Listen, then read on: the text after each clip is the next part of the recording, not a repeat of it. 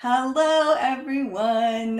I am here today with my amazing friend, Doris. Hi, Doris. Thanks for being Hello, here. thank you. And we wanted to get on here and chat about parenting X-Men kids. We're both mamas. We both have little X-Men people. I would say we're both X-Men that have been parented. And but it's kind of an interesting conversation. And I don't know about you, Doris, or your part of the world, but here in Canada, North America, the conversation about ADHD, autism, like that stuff is like really becoming really present. And I would say kids are even like self-acknowledging, oh yeah, I have ADHD, but also from the superpower perspective, which is just so different and so cool. Yeah, that's awesome. I'm not sure, what's going on here, I have to say. But, but I can see it with my kids, how they step into more of their power uh, instead of wrongness. Yeah. And, shifting conversations with when there's something happening with other kids that might be bullying or where others may make them wrong or something, where we have conversation about shifting it to what's great about you and not what's wrong about you, and what's the gift here that maybe others can't see, but what if you could acknowledge it and have it, and not make it wrong. Yeah. What's the ages of your kids? My daughter just turned 10 and my son is 11. So recently someone asked me if they are twins. They, are almost the same height, but really close together. And it's beautiful. Yeah, 10 and 11. Oh, wow. That's cool. And so I love right before this, one of your kids ran your bars. Yeah. So they're Oh, obviously aware of the tools and do they use the tools? Do you find your kids are like, who does it belong to? Like they're, maybe, maybe not that active in a way, but they do. I have access consciousness and the tools in my life since they are 3 or 4, so for a longer time now, and I have never ever pushed the tools on them or expected them to use the tools. I have in the first years never run their bars. I've always done body processes. I've always, been in classes, took them with me. So they have been in classes, and now they are starting. My daughter recently has been on one of my Access Consciousness Foundation classes, a 4-day class with all the basic tools that we have. And she was really present and listened to it and really loved it to be there. On the third day, she fell asleep. And after that, she was upset. And I was like, what happened? And she's like, I missed the conversations. They are so awesome. oh, And yes, wow. yeah, totally. And yes, now I can see her really actively using them for herself or in conversations with me. We do a lot of getting the energy of light and heavy. I include them a lot where I'm asking them whatever this is on my computer or, something in my world. I ask them, is it light or heavy? What do you perceive? More is A or B more light or heavy? So we play around, and it's getting more, and it's different, both Yeah. kids are different. And today I got my bars run by my son. That is normally, he loves the body processes, but he was lovely to do the bars on me, and it's beautiful. And they also ask for it. That's the beauty. Now they start to ask for it for themselves. Like they would come and say, "Can I get my bus run?" Yeah. So the tools really are something in our lives that are present. Yes. I love that. And what a great point to make. Because I've talked to some parents and they've been, maybe expressing their kids having difficulties. And I've said, well, have you considered running their bars? And no, they would never let me do that. And kind of that, like, it would be a forced thing. My kids are the same though. They'll recognize, hey, think I really need my bars run. Like, would you run my bars? And I did the same thing. I never pushed on them, but I always invited. I'm like, hey, do you want to curl up and watch a movie and I'll run your bars? And they're like, yeah, that'd be awesome, you know? And I think I find, and I would love to hear from you, if I have any expectation or projection, if I'm coming in with something like that with my kids, like I've lost. Like, if there was a winner and a loser, I'm the loser. Like, it's like, because they sense it before you even open your mouth, and they're just like, I don't want what you're delivering. But when I have no expectation, projection, I'm just like, oh, this is a possibility, this is a possibility, then they just have all these possibilities to choose from. And they'll usually choose, what I find, if I have no expectation, they'll choose the lightness. Totally. Most of the time. Not all the time, but most of the time. Yeah. Yeah, we also combine it with watching a movie. So I fell asleep if I received the bars, I fell asleep, but they then have the time to watch the movie and do my bars at the same time. And we also, look at that everyone gets his bars run or body process. As I mentioned before, I've never did bars on them. I never when they were little, they maybe would not lie down as long, or if they are not asking for it. But also what started is I took them with me to a 5-day class in Rome. And beforehand, we had the conversation of once in these 5 days, I want you to get you to lie down for a whole session. Because also, to make it easy for me, if you do these transformational courses, it's so much that goes on in your world. And then if you take your kids with you, it's just what I experience, right? Then you have 3 people, 2 that you take care of, and everyone's world is changing. And so we had the deal of once in these 5 days, please lie down and get a whole session. For me, it doesn't matter if it's me or anyone else, but this is our deal. And I think at the second day, my son already came and said, now is the time. I require my bars run. So, and then I was like, do you want it from me or someone else? And they chose a person. What's really beautiful when you are surrounded with people that know the access consciousness tools and bars. And then they could also see the shift, right? Of whatever they felt before, or the world was before, and then the class was still going on, but they were fresher and, more relaxed, and they could sense what happened. So that's so beautiful. And I think also with where we are right now in the world, it's just a gift to have the bars and have them available. And even now, we had this week, school started again. Yeah. So, it's we have done it 2 or 3 times this week already, that they came home from school, then we ate something, and then was like, okay, what activity do we want to do now? And the kids would choose bars. Yeah. Wow. So let's just quickly, if anyone's watching this and they're like, what are you talking about the tools? What are you talking about the bars? Quick little thing. So Doris and I are both Access Consciousness certified facilitators, among other things. And so we use these tools of Access Consciousness. One of them is the bars, which is just points on the head that you gently hold. And it's a miracle. It creates a lot of space and a lot of calm. And then there's other tools that we use, like the body processes, like questions, light and heavy. Who does it belong to?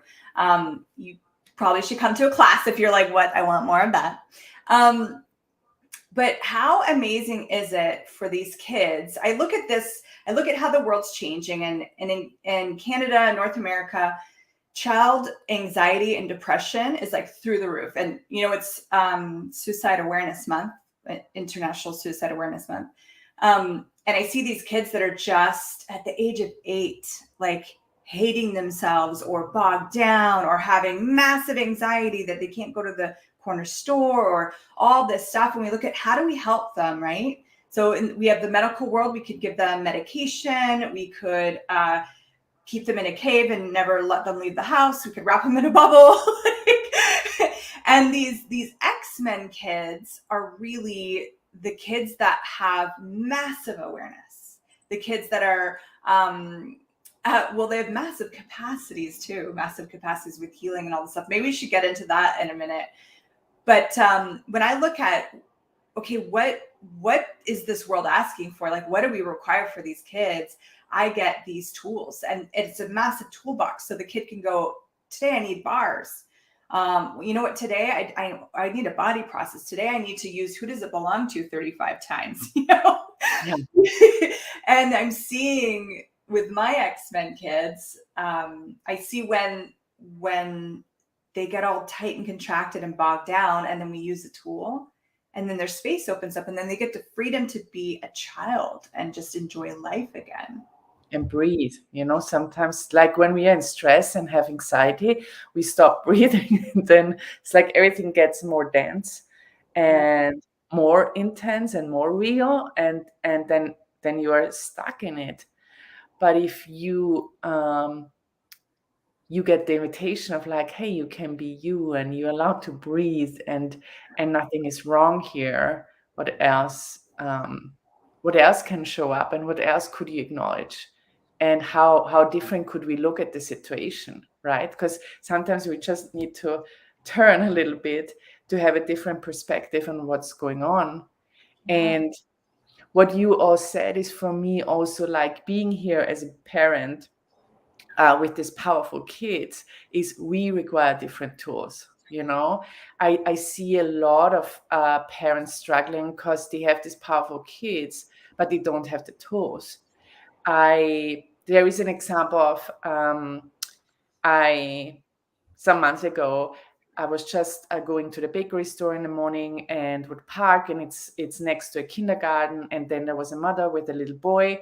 They would get out of the car, and the boy would just start running, right? Because he was a la la la la, and it was close to cars and close to the street, and so she was panicking. And the only thing that she could do with the tools she had was run to him, grab him, go down and tell him, you can't do this,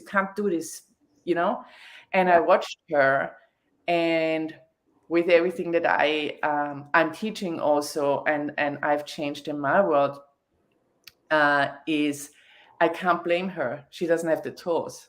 And I'm like, how much more can we be to bring the tools out, that these parents have the tools for their kids? Because then there's only wrongness. She makes him wrong. He is like going more crazy. She doesn't know what to do. Then there's a lot of then wrongness in all directions, instead of like, how else could I communicate with this kid? And one of my clients, her son is similar. And then we spoke about, if he's so fast that there is a different way of communicating with him, so that you can give him information of like what you desire, what you require, and to acknowledge first that you have, I say, a powerful kid, but like this Yes. and she's like, he's so fast, I can't even get after him. Like, she had the fear of living in a big city, and she's like, he's so fast that I shout, and I get more anxious and also crazy, and I'm getting angry, and I get stressed, and the next street is coming, everywhere are cars, and this kid would not stop. And I'm so grateful for the tools, and also for one part of being so aware is that there's another communication than like speaking, and we think we need to shout, we think we need to express ourselves with the words. But with that kids, oftentimes it's more the energy you deliver of like, even stop now, and my client then really is using the tools now for parenting an X-Men kid, and she was surprised. She's like, I only stood there and was the energy, and he stopped. And before, I was sweating, I was stressing, I was running, I couldn't keep up with my own child, and it was always a horror. When I knew we would go out of the door, I would already be stressed of like, how can I handle him today? Yeah. So it's not about handling, then what can we be?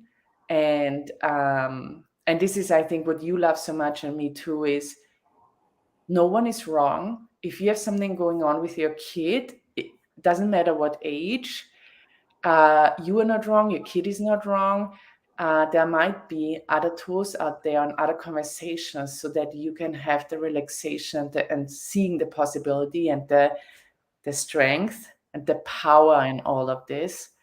And so that we come to our, I would say, healing also as parents, because there are so many expectations on us. Yes. We should be how our kids should be, how they behave and what they eat and what they do, and all of these things, how far, like when they should learn whatever they should learn.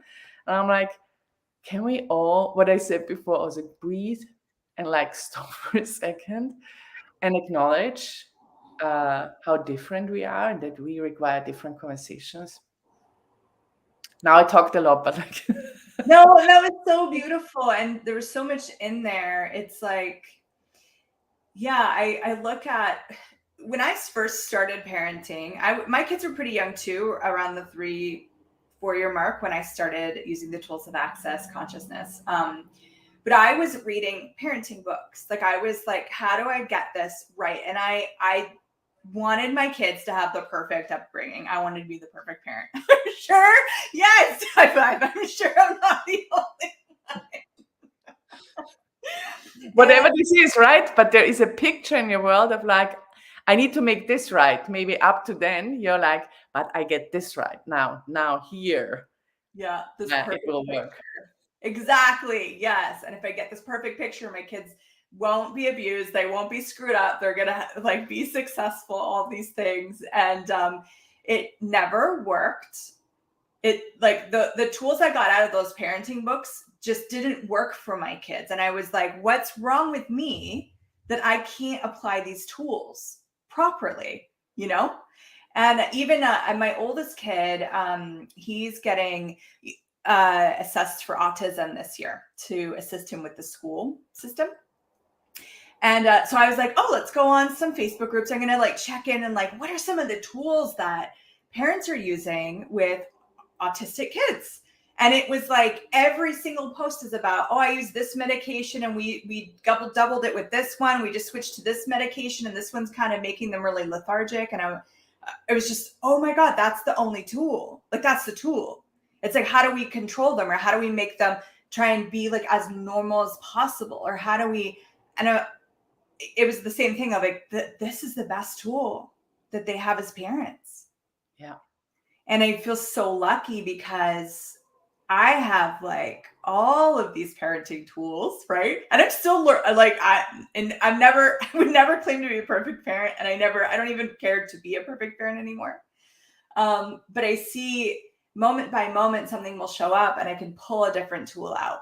Like, hey, Xander, like, is this light for you? Are you like, do you have barriers up? Like we could have these conversations, and he gets the tools. It's kind of like, we're not doing tools at home. We just be them. So he wouldn't even know that he's being the tools. He's just being him, Yeah. So there's a question here. What tool have you used that changed the way you parent as an ex-man? I would say one was giving up perfection. Like really being willing to follow the energy as a parent. And if you're trying to apply a certain system, you're trying to like, okay, so my kid needs this amount of hours of sleep, this type of food, you can't follow any energy. You're like literally creating all this form and structure. And, a lot of people say with autistic kids, they need routines and stuff like that. And they might, but form and structure does not work for my kids.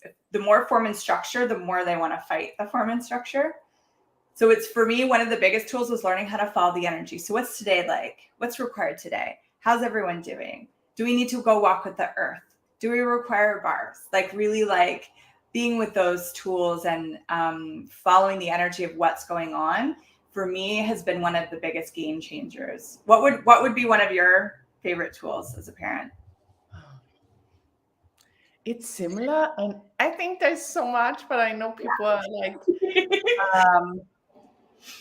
it was when you just mentioned, it was also this of like also looking at the beginning when the tools came in. I was, for example, every parenting book says the eating time is a time to socialize and be together. So I would sit down in the morning and have breakfast with them, and then cook, and then sit down with them, and then, and then when the tools came in, I was like, and there's also this question, like, what works for you, and what's light for you, right? And create from that, and also including your body, Yeah.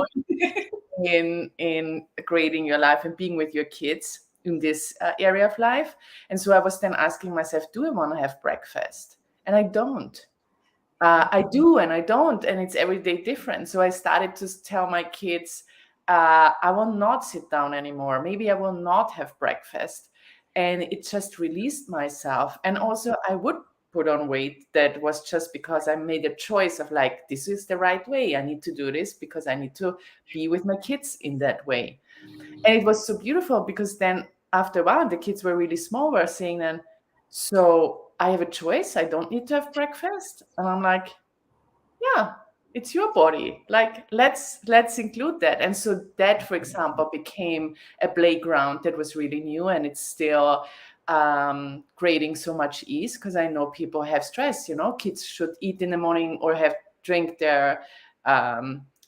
something and need to eat something before they go to in school. This is healthy and important for learning. And I'm like, this might be a conclusion. This might work for some, but this might not. And then stress arises for no reason, just because I made something real and important and relevant that isn't. So this, I think, is something that I apply a lot to really look what works for us, and to really look at how do you want to parent, what's fun for you and your kids or your partner involved, or whoever is involved in your parenting. Like, what's fun for you? How does this look like? I don't have the lunch ready when kids come home. Like today I pick them up and then I ask them, what do you want to eat? And then we go shopping or look what's home. So really starting to look at, what do I know here? What's fun for me? What's ease for me? And put away anything that I put on myself and on my kids or my family as a rule or as a right thing to do, that just creates stress and horror every day of your life. Yeah. Yeah, that's brilliant. I love when my kid was in grade 2, he's like, I don't understand why I can't just eat when my body's hungry.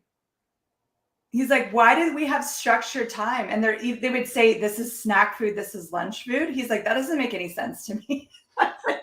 You're correct.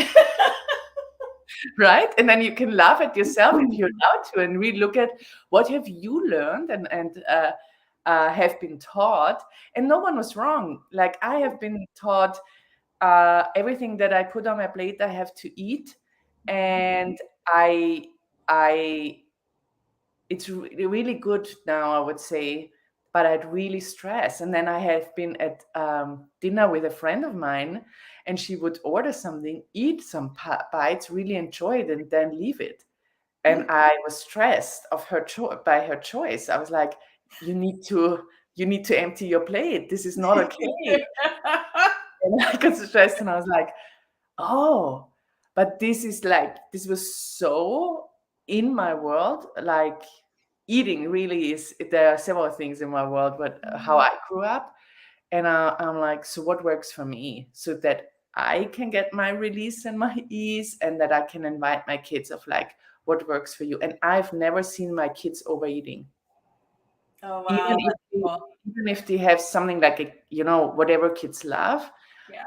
And it's so different, but this is what I love. And I'm always asking, okay, what more can I, like, how much more can I have that and choose this for me?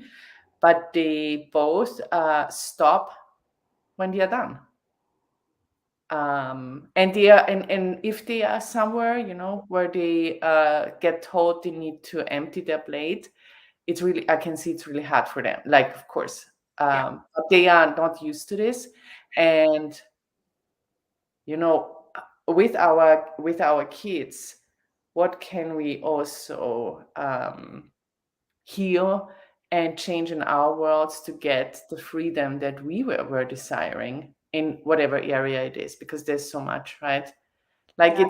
I would also say, oh my God, like high five to all of you parents. It doesn't need to be hard, but it's really confronting, and it's an intense thing of like having kids and like being with them, with the world we have and all these expectations and things that we should do or should be right. Yeah. Yeah, it's one of the gifts I think of parenting X-Men kids. Like I see other parents and their kids are just like literally they say the kid just does everything they're told politely. They're just and there's nothing wrong with that. That's cool. My kids have never been like that.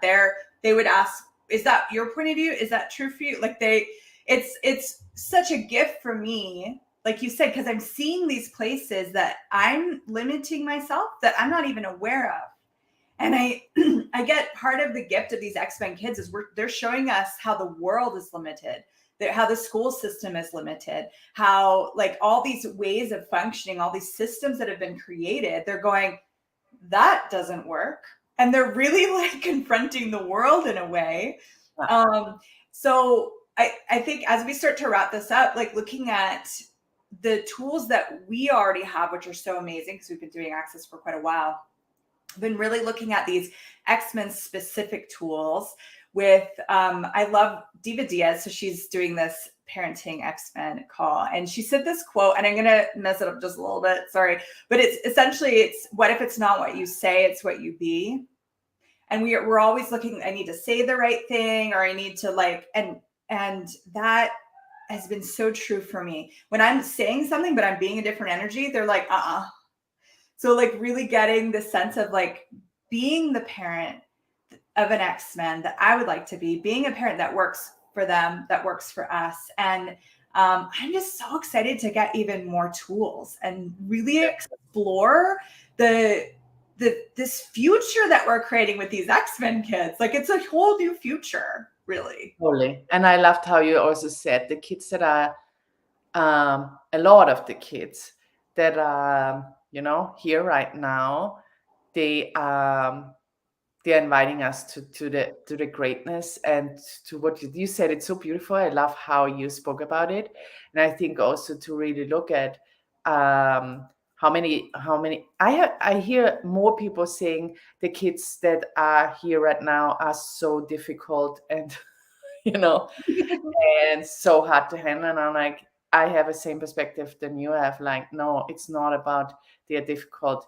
They just ask for something different and they will request it with everything they have. And so it's on us, on the adults, to also step into that for all of us then and like be grateful for it. I just got chills. It's like stepping. Okay, you just nailed it. It's like, what are we stepping into as parents? Like, and what are they inviting us always? Like, step into more, step into more, step into more. And then these tools aren't just for the kids. Like you said, these tools are for us too. So we can like have peace, joy, and glory. Yeah. Yeah. When we have fun being parent.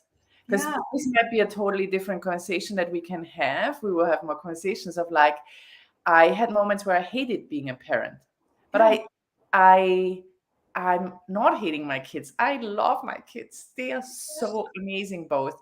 But every time I needed to look at what do I hate? Is it really being a parent or the way where I push myself into being the right parent? And then I needed to really look at, okay, my parenting style, who do I do it for? Like for everyone else that has expectations and judgments, or for the choice to have kids and being with them, what if I allowed myself to be that courageous and do it my way? So, and to do it your way, it's so cool to have tools and also other people that you can have conversations with, that you don't feel alone, and also have a starting point of like, oh, and you will, if you join this conversation or dive into into the X-Men conversations, there will be moments where you're like, fuck, oh my God, this is what I knew, but I didn't know it here, but somewhere I knew it. And then you can let go of everything that's not you and that doesn't work, and can choose something different. And no matter how deep you are with your child, how old they are, and it might be like a little bit twisted or something, don't give up. Don't give up. You haven't been wrong the whole time, and there's always a possibility to make a new choice and change something. And be kind to yourself. This is where I want to bring this across. We always look so much about our kids, and yeah, there is something where we are there for them, but we have to start to be kind to ourselves and know that we require the tools to have this kindness, whatever happened or whatever occurred. If you found this, then you haven't given up until now, and good on you. That's amazing. Yeah. What if we could receive so much more from parenting these amazing kids? Yeah. Thank you so much for this conversation. I feel like we could keep chatting, and we'll probably, like you said, we'll do another one. If anyone's interested in this, call. Annalise posted, and I'll put it in the comments above as well. It's a telecall. It's a 3-part series. Diva Diaz has worked with kids of all sorts of ages, all sorts of spectrum thingies, and beyond, and non-labeled kids as well. It's not really about the label. It's about the being that difference of the parent that you want to be in the world, and really empowering and acknowledging these magical kids and yourself as a parent. So thank you so much. Please check out the link. Thank you, Doris. This is an amazing conversation. I can't wait for more. Thank you so much. Bye, everyone. Bye, everyone.